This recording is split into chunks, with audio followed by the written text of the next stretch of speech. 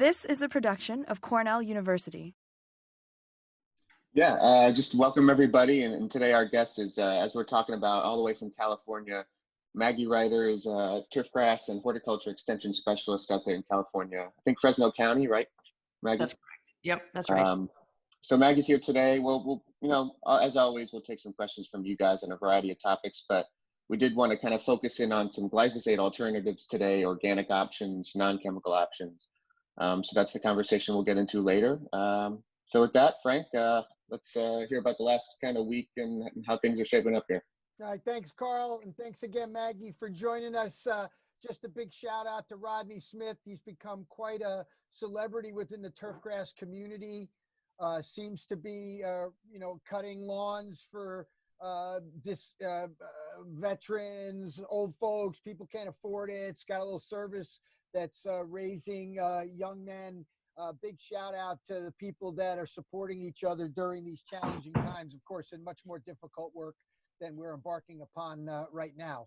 So again, just a note from me personally on one way and another way from Cornell that, we're all trying to manage our way through this. There's not a lot of answers. I think we've gotten maybe used to accepting some definitiveness in. And of course, as a scientist, nothing is definitive.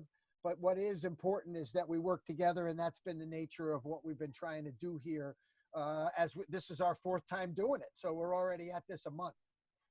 Just a reminder, the Extension Disaster Network is there through Cooperative Extension. I know Maggie's probably got the same thing out there with the UC system. So just another shout out to stay aware of the things that are happening. They're happening rapidly, although now that the governor's sort of locked us down for a little bit longer in New York State, it appears more information is going to be coming out about the rollout of the economy. And while some places are going to keep locking down, especially closer to the city, other places may roll out. It's important that you understand these things and that we adapt to them effectively. And again, the professional organizations, the PGMS, the National Association of Landscape Professionals, not only is it good, connection to CDC, OSHA, and federal safety guidelines, but how these things then are being implemented back into the lawn and landscape grounds management area, right? I mean, how you're going to do your crews. Is there going to be a plexiglass in a truck between two workers, or are you just going to send 5 trucks when you need 5 workers at a location? When you have equipment, is everybody going to get their own cart? Everybody going to get their own weed whacker? Everybody going to get their own mower? Everybody going to get their own spray bottle, masks? All the things that we're going to be using. It's good to stay abreast of these things, because if you are going to work, and the landscape industry is at work, there's a couple of things going on. You're going to have to figure out how to work safely until there's a vaccine of any kind. It appears to me as everybody's going to be keeping a little more distance from each other. And at the same time, people are going to call you out on it. One of the things about the things we do is we do them right in front of the public. And that's part of our conversation today with Maggie. We do these things out in the open. We manage people's lawns and landscapes at their house. There's few things more intimate than that, than just coming in and cleaning the place. So, you're not only got to do this to keep your workers' safety, but it also is the face of your organization now as we move to this new normal. And we're trying to help. We still write about it in our 21st year, writing about and journaling the growing season. We continue to publish these things, and you can actually get this information on a weekly basis and send an email over to Carl, and he'll be happy to sign you up. For those of you in the grounds management area, just another shout out to the School Facility Management Institute here in New York State, the school buildings and grounds folks. There's other grounds associations. This one's been doing a survey. If I look at that little bar chart up at the left there, you'll see that the majority of districts have some form of limited maintenance. But if you look a little bit below, the yellow and blue bars are about to change. Over the last week, more are getting at or near full capacity, and they're doing some preventative work. So work is underway. It looks like there's some aspects of society that people feel might not be essential. I think that word essential is getting us a little tripped up, but might be safe to do with the right safeguards. Now, I think all of this is the curve's got to go down, right? All of this is we still can't exceed our hospital healthcare system's ability to handle the sick people as they come, in addition to the normal sick people who get sick. That's what people forget. There's still all this pressure on the healthcare system. So if we're going to work, right, we're going to go to near full staff, let's make sure we're doing it safely. And again, the new normal is going to include a lot more sanitation. All right, that's enough of that. Let's talk about growing grass and then get with Maggie about some other interesting things. Here's the way it looked when we started. The soil temperature, as you can see, was still in the 30s through much of the Northeast. Last week, you can see it warmed up. And this is going to track air temperature, right? The 2-inch soil temperature is going to track air temperature to a certain degree. And this week, we bragged about, if you already saw the sports turf one yesterday, you saw we had snow on the ground, and we have more snow again today. So the soil temperature, as you can imagine, has returned into the 30s, but is creeping again into the low 50s in the metropolitan New York area. Now, the forecast, how much heat are we going to get? Well, looks like right now we're almost single digits for much of the northeastern United States. And that means soil temperature is not going to move very much.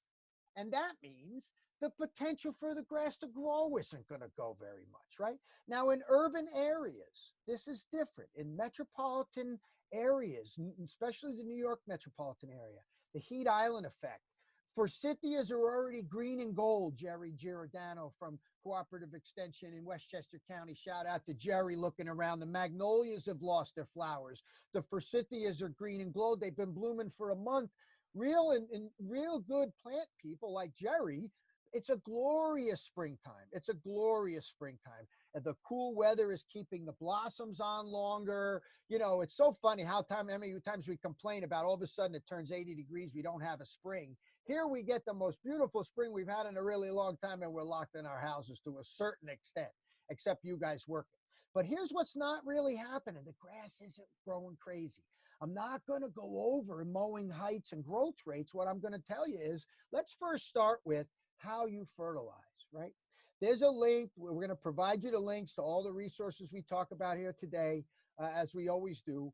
But these clean water guidelines for fertilizing urban turf, right? The basis, the sort of what we're operating on for BMP fertilizer management in the Northeast. Encourage you to get access to this information. It's for all of New England, right? It includes a lot of information for New York State.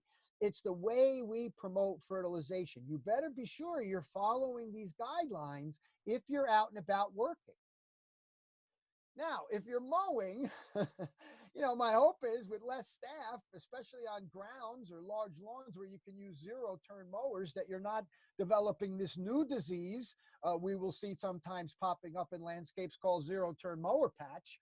The pathogen is of a large living organism that drives this big piece of metal around and seems to want to turn really fast to cut the grass. So obviously, we still want to be careful out there. And of course, in addition to this, is the wet ground and the potential for rutting and causing more damage. So again, if you're getting out and mowing, check your soil moisture. We had a couple inches of rain last week. We're going to get another inch or so this week.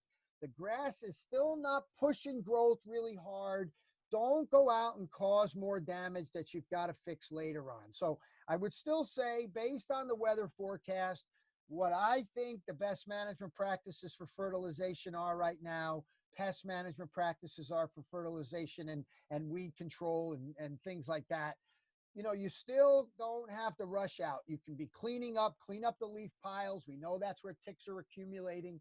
So let's get out there and clean those things, but let's hold off on many of the other aspects. Well, now, as we transition to chatting with our guest today, one of the things that keeps coming to mind with me, particularly as we get going, is because we're working in the public eye, because we might be short-staffed, you know, a lot of us might have to be working amongst people walking around because we have less people, the same number of hours in the day, have to get the work done. You're going to be out and about, and you're going to have to be managing areas that require some level of complete vegetation control, right?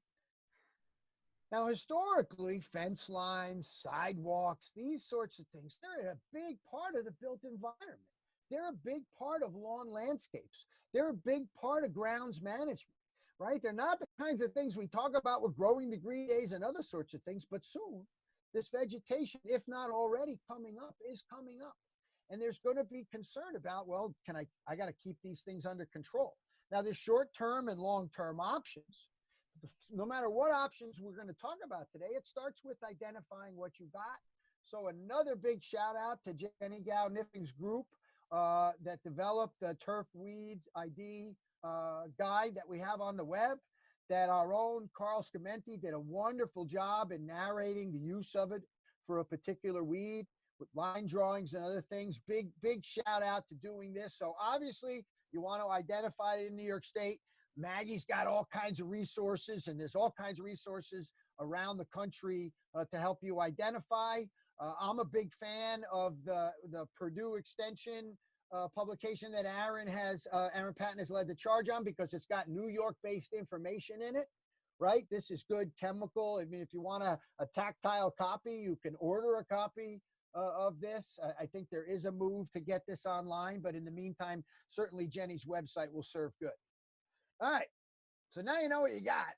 And historically, the move was Roundup. The move was glyphosate. The move was put a backpack on a guy, put him around there, squirt these areas when nobody's looking, and hope nobody asks if we use any glyphosate, because, you know, many operations, you know, turf operations that are paid to grow grass for a living, don't use a lot of Roundup in the grass itself. We tend to wind up using it in those places that are difficult. Now, Jenny, again, the crew in the weed management program here has a section of the Turf ID website that is on pesticide-free management that addresses some of these areas in addition to playing fields. And you notice, you know, here's something funny. Playgrounds in many areas are closed now. One of the things that a lot of grounds people were dealing with with regard to playgrounds, currently they're closed. Now, if they open up, you can bet you're going to have serious sanitation requirements in these sorts of things. But let us not digress. We're talking about these other areas where we would normally use things like glyphosate for control. And of course, Maggie made headlines across the turfgrass Twitter world when she put this out in a really easy to understand way, Maggie. And that's where I'll bring you back in, and we'll be able to go back and forth to the screen. But let's just start with a simple approach. How do these alternatives really shake out when it comes to control? Sure, Frank. Just like you showed in that image, there is no alternative that does the exact same thing that glyphosate will do.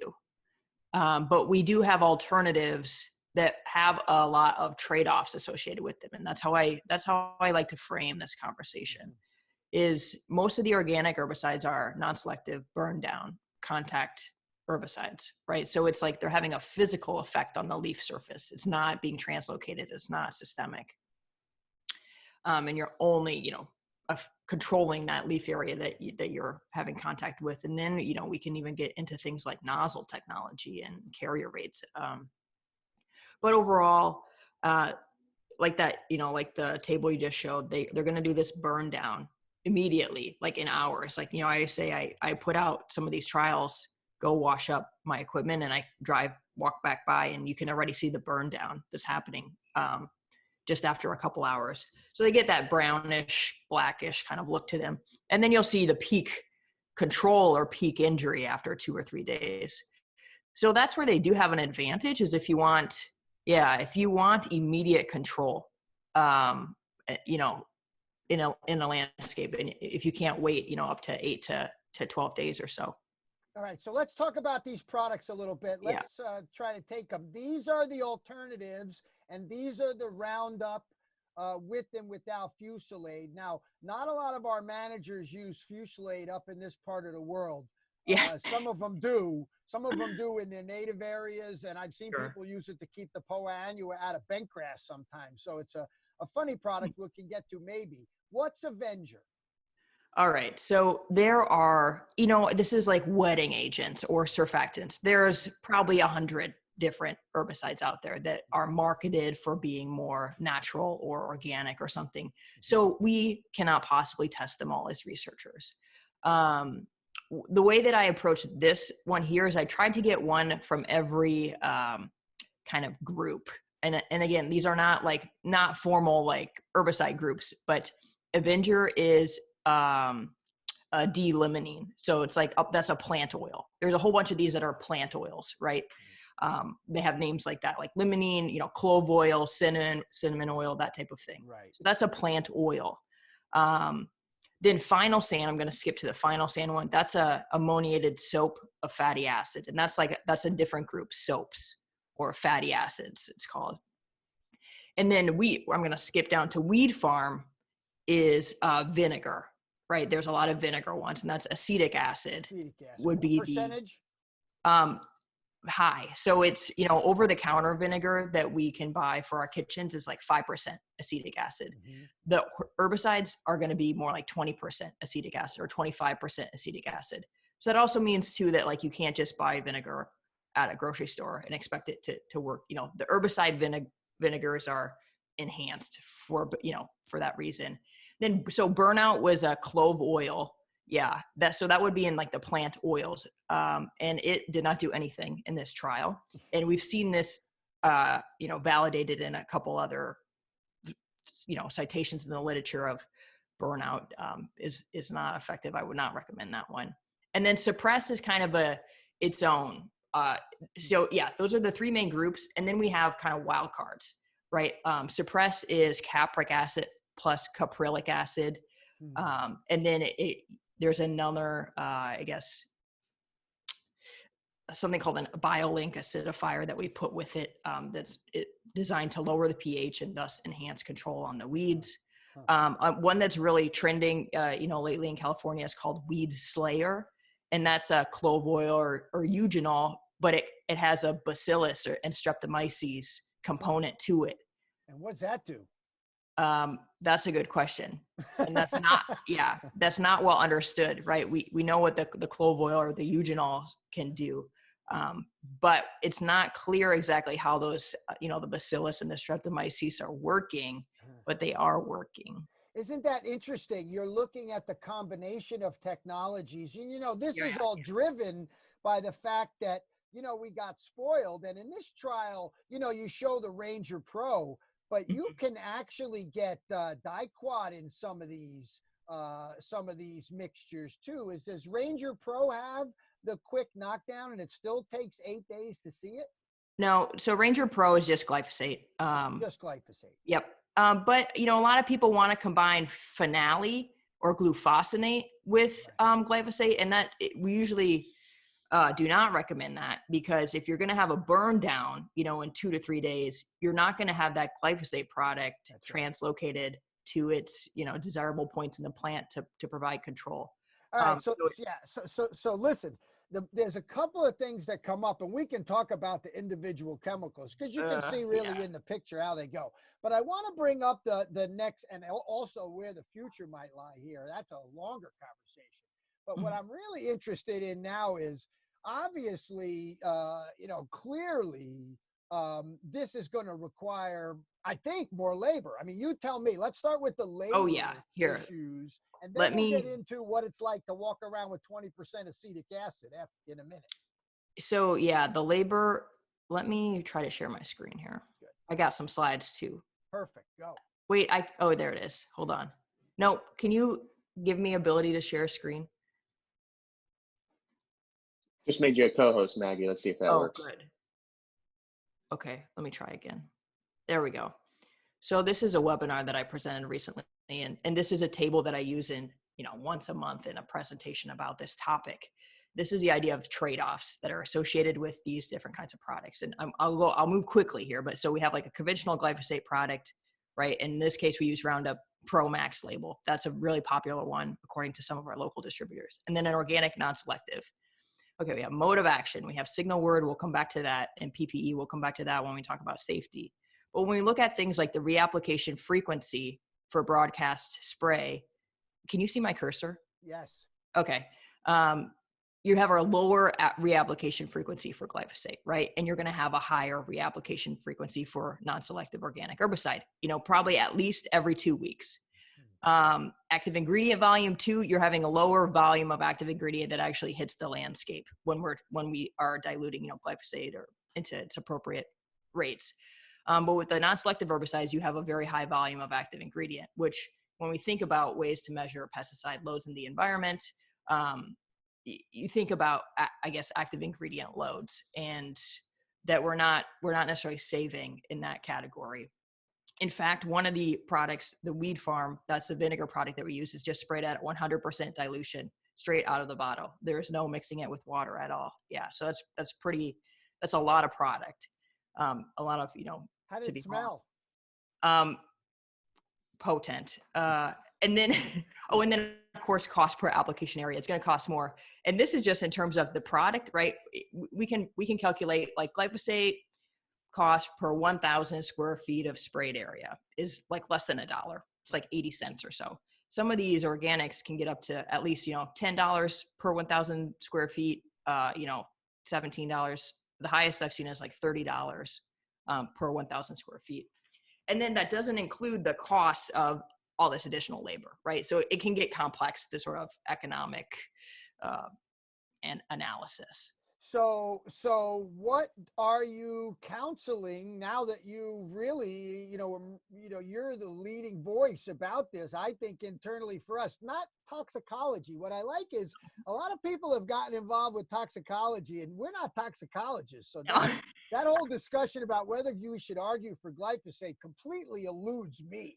We're in the grass and plant business. What the hell are we talking about that stuff? But let's leave that aside. So now you're essentially saying these are all the trade-offs. Mm-hmm. What will you counsel people to start to do? Because now with the COVID situation, you got less people, right? When you're telling me I need more people. I'm predicting the concern for glyphosate to go up, not down. I'm concerned we're going to be working in front of people more, not less. What are your recommendations with this information in mind? Well, it's kind of, I guess, maybe like a flow chart almost of how restricted are you, right? And we're really just talking about not having glyphosate, and we're kind of skipping the whole conversation about just use other herbicides or use pre-emergence, right? It can be a really good time to put these into play and kind of remind and re-educate ourselves about why they're useful and how they work. But if you had to go all the way and you cannot use any conventional or synthetic herbicides, I bring up this table here and I say, you need to start managing expectations. It becomes like a communication thing, right? And an understanding of your expectations are not going to align with reality, probably. Like you need to think about all these things, and people, or the decision makers at least, are not thinking about all of these things that we've outlined. Yeah, and I think one of the things we've promoted, Maggie, give us back the screen. Carl, let's just go back to the three of us talking as we get closer to wrapping up, is that, if you want to have higher expectations and you have lower labor, at our website, we talk about fence lines. You got to put a little area underneath there. You have to think about blowtorch. I don't know. I want to put flame in people's hands, but you might have to think about something that might make people, oh, that's sort of cool. Look at that thing. Oh, right. Yeah. So I think what I'm wondering, that's the way we're approaching it, is we don't have glyphosate. We have to think about longer term options. There are some serious infrastructure issues about the way we've built things that just make it difficult you wouldn't think people paid for a living to grow grass. The biggest hassles they got is where they don't want to grow anything. Yeah, right? Absolutely. And you know what? I start every presentation saying people forget why we even control weeds, right? Like they're going to disrupt our turf aesthetics and our functionality and our playability, and they can, have negative public health effects even. And it's just like people forget why we're using rodenticides and things like that, because rodents carry disease. So we've had it too good for so long. But that's where I usually start is. Yeah. Weeds are important. And since we're adapting to this, global pandemic, this would be a good time to start thinking about the adaptations to make in your environment when people come back and they're even more hypersensitive. Now, Yeah. the funny thing is, everybody's going to be wearing PPE. So you're not going to, if you can figure out a way to slip it in your back with a little camel pack and go so nobody sees you, you're not going to notice the lack of PPE. Carl, let's take some questions before I go off the rails. Yeah, so maybe one question from me is, Frank, you mentioned really quickly, just like a flaming treatment. I think there's a lot of communities that are moving towards not just glyphosate, but banning chemicals altogether, especially up in our region in New York. Are there non-chemical options that are feasible, like a flame, like, I don't know, if you electrocute the soil or if there's a steam thing? Are there options in that realm? Well, can I answer this, or are you gonna? It's all you. Oh, It's all you, Mag. Okay. All you, Mag. Yeah. So there's a whole kind of panel of what we just call like lethal heat. So there's steamers, there's hot water, there's solarization, there's propane flames, things like that. And yeah, those are, they're starting to be an emerging, I guess, strategy in California. And when I talk to, the manufacturers of these different products, they say we just sold 5 to school districts. It's taking off. They sold their first one to a golf course, a weed steamer recently. The thing is, I think the organic herbicides are a little easier to adopt because there's less barriers to putting them into play, right? It's just you're swapping out a liquid product for another liquid product, and you're using the same application equipment that your staff are using the same application. Yeah, it's product swapping. It's just yes. this jug, that jug. Right. And when we talk about like a weed steamer, it's a complex device, right? And it takes a certain level of training and understanding for an operator to use. So they, like I said, they're starting to take off, but I think they're a step behind like organic herbicides just for that reason of they can be a little more complex. In California, we have to be very, very thoughtful about throwing around fire. Yeah. And some different, school or park districts that I've talked to about propane flamers, they say they don't want anything that's a pressurized device. Like that's just, they think that's not safe for their staff to be using. So they're, that's one of the reasons that it can be avoided, I suppose. Yeah. I mean, I think when we talk trade-offs, the big trade-off with going to a flamer or a foamer, it's so funny. This is what Jeff Carlson and I were playing around with 15 years ago when they opened the Vineyard Club. We'd walk around, he called it organic Roundup. We used to laugh, he'd do it, and you have to seed. And, I just had a graduate student figure out some non-chemical stuff with phrase mowing. And it's really funny. Nothing is practical compared to chemicals. Nothing is practical. What you said about we sort of been spoiled for a while.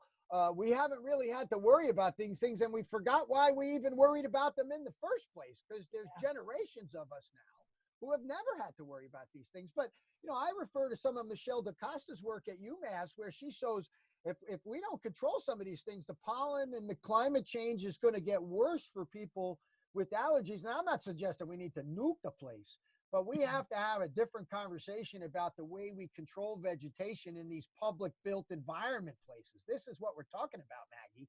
This is where the built environment meets the natural world, and we're left to have to manage what some guy said, well, this looks pretty good on a piece of paper, right? And boy, we should have put those strips underneath the fence lines. That would have been a good idea. So I don't know. What other kind of questions we got, Carl? We're coming up on the witching hour. Yep. Maybe we'll get into, Lori was asking earlier about leaving the clippings or the leaves on the lawn. And I know we've been talking a lot about raising mowing heights and historically talking about leaving clippings on the lawn. And maybe we could relate that to this weed conversation. Are there any benefits to the weed suppressive capabilities of leaving things like leaves or clippings on the lawn? Or is that crazy to think about? Maggie?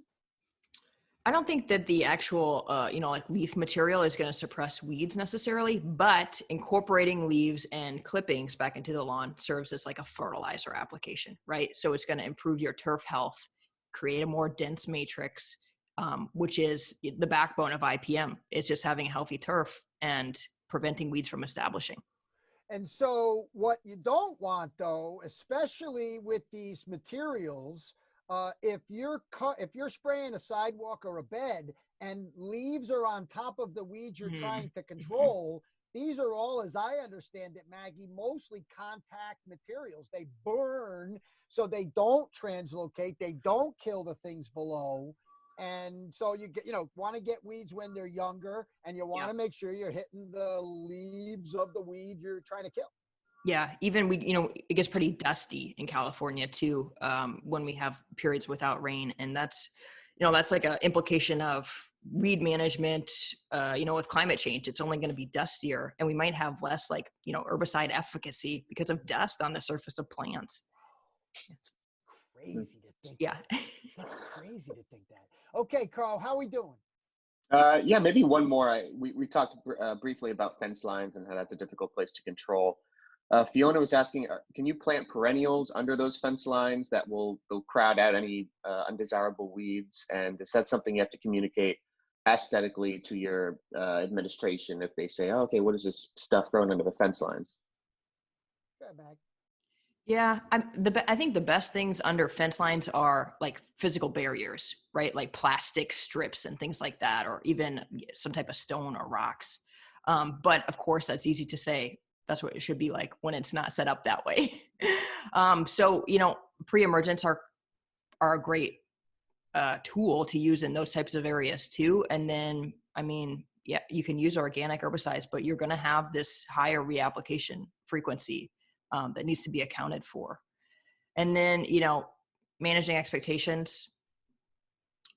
I don't have any transcendent thoughts about that. I think one of the questions, the part of the question I heard was, do you ever see people deliberately planting the bottom of fence lines with perennials or plants that provide a different look, or is that an issue with the base of the fence being covered like that as a habitat for something? I don't know. We do see perennial plants like woody shrubs and vines and things like that, more for like security or privacy reasons. But they'll often incorporate a mulch layer right at the base of that, and that can be weed suppressive. And that's a little bit easier to apply, right, than some permanent plastic strip.